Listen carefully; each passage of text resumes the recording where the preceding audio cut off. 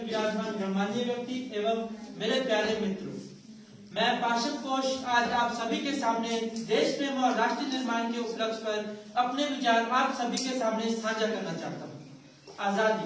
आजादी का असली मतलब वही समझ सकता है जिसने कभी गुलामी की हो। हम सौभाग्यशाली हैं कि हमने स्वतंत्र भारत में जन्म लिया।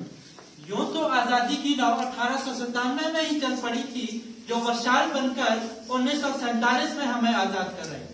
प्राचीन, मध्यकालीन और वर्तमान के उदाहरणों से मैं ये स्पष्ट करना चाहता हूँ कि जब हम फिरंगियों के फेरे में फंसे तो रंग दे बसंती चोला की एक आवाज पर टोलों के टोले उमड़ आते थे और वंदे मातरम के नारों से खून में आने वाला 5 डिग्री का तूफान अंग्रेजी शासकों की जड़ों में तूफान ला लेता था।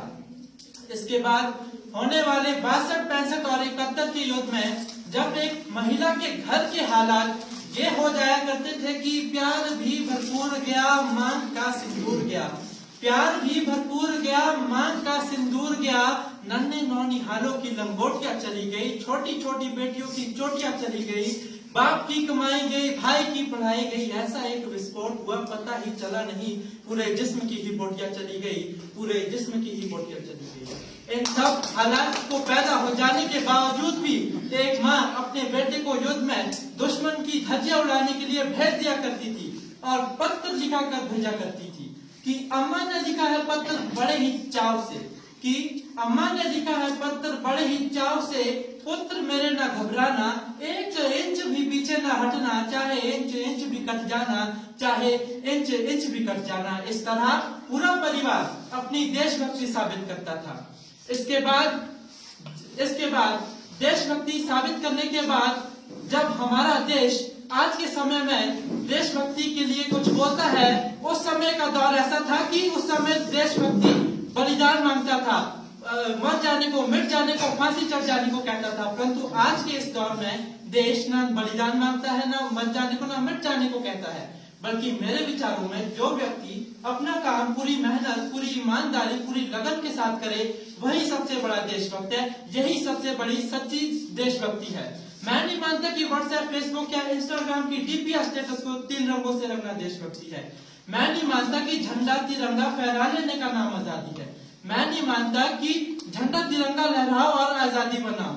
अगर बात झंडा तिरंगा फहराने की होती तो यूं तो हमारे देश में एक महिला हुआ करती थी, बीकाजी कामा करके, जिन्होंने सबसे पहले 1937 में झंडा फहराया था। अगर आप ये मानते हैं कि साल में झंडे को 2 बार हाथ में लेना देशभक्ति है, तो मैं आपसे ये पूछना चाहूंगा कि वो फुटपाथ में रहने वाला बच्चा ट्रैफिक की छाव में नंगे पांव में झंडे तिरंगे बेचता फिरता है, इसे क्या आप उसकी देशभक्ति कहेंगे?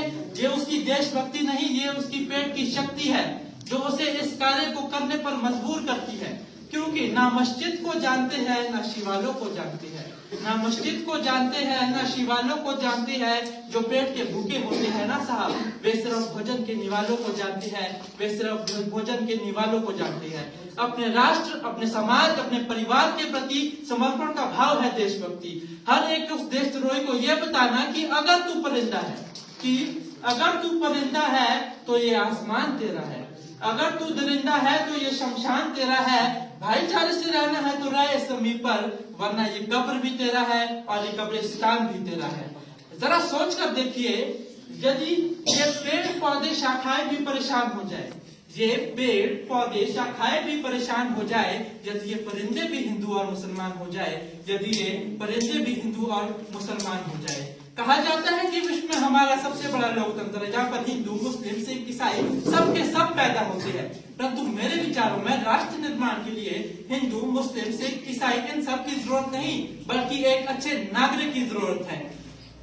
अच्छे नागरिक की जरूरत है। हमारा राष्ट्र निर्माण तब संभव होगा जब इस देश में महिला की पूजा नहीं, महिला की इज्जत की जाएगी। हमारा राष्ट्र निर्माण तब संभव होगा जब इस देश में स्वच्छ भारत अभियान को दिल से अपनाएगा।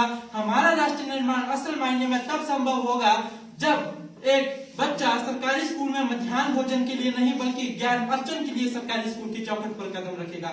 और हमारा राष्ट्र निर्माण तब तक संभव नहीं होगा जब तक एक नागरिक नैतिक रूप से सचिव, नैतिक रूप से भ्रष्ट, मानसिक रूप से दिवालिया, धार्मिक रूप से अंधा, राजनीतिक रूप से गंदा, स्वैच्छिक मान मूल्य के आंकड़ों में चिन्ह चिन्ह पैकंद में या खंड भारत को खंड खंड करता रहेगा, तब तक हमारा राष्ट्र निर्माण संभव नहीं होगा। हमें बड़ी बड़ी बातें नहीं, छोटी छोटी कोशिश करनी होगी, क्योंकि हमें ठोकरें पहाड़ों से नहीं पत्थरों से लगा करती है।